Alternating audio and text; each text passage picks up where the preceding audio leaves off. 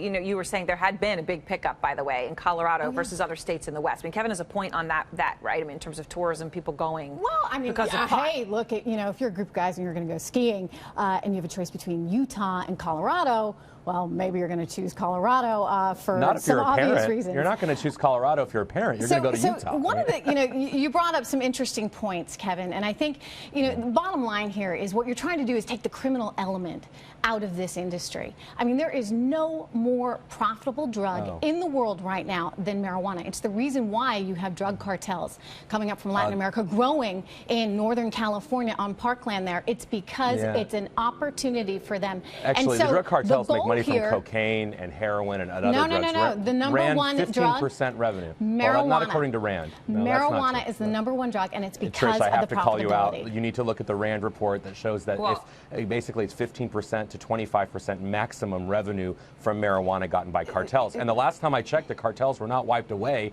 in Colorado or Washington. They're still there. They're actually now targeting minors because you can only sell the 21 and over. Kevin, all right, go ahead, Trish. The issue here, at the end of the day, is you're trying to take an industry and take the criminal element out of it. It's still there. So I'll tell you one thing. Like, look, I've got 3 kids. I am absolutely not an advocate for marijuana use or drug use of any kind. I've actually never even tried it, but I'm for legalization.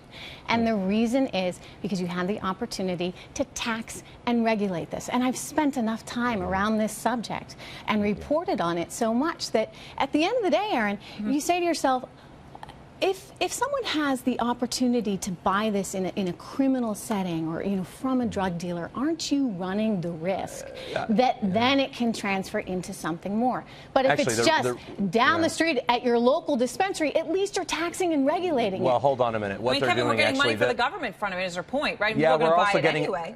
That's right, and we're getting for every $1 in alcohol and tax revenue, it's costing us 10 in social costs. So the idea that, you know, we're going to give money to the government, well, yeah, you are going to give money to the government with tax revenue, but you're going to be then spending it with, what about the highway accidents? What about the health care costs, the secondhand smoke costs? What about the employer costs? Kevin, okay, let me just say something. Dr. Sanjay Gupta, you know, has come out on this and said, and I think shocked a lot of people when he said, you know what? I used to be against pot, and now I'm not. 88,000 deaths in this country due to alcohol abuse, 0.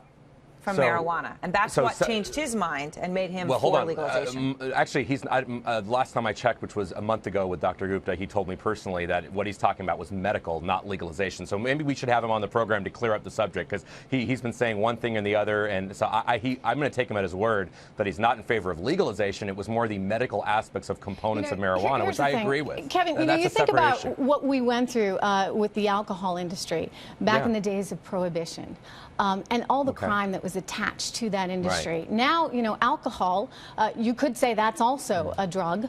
It is. And people do have problems with it. But at least we've taken the criminal aspect out of the alcohol industry. And I think that's the goal here. You tax and regulate it. Trish, alcohol was legal for our history and then illegal for about 10 years. A very different. But during that time, Kevin, it wasn't like you stopped people from drinking. I mean, you know, they were drinking it out of bathtubs in the back door. Hold on, overall alcohol use and cirrhosis of the liver dramatically reduced. It doesn't mean that I'm in favor of alcohol prohibition. Alcohol, although deadly, of course, has a totally different history than marijuana. What we're doing now is creating the next big tobacco of our time.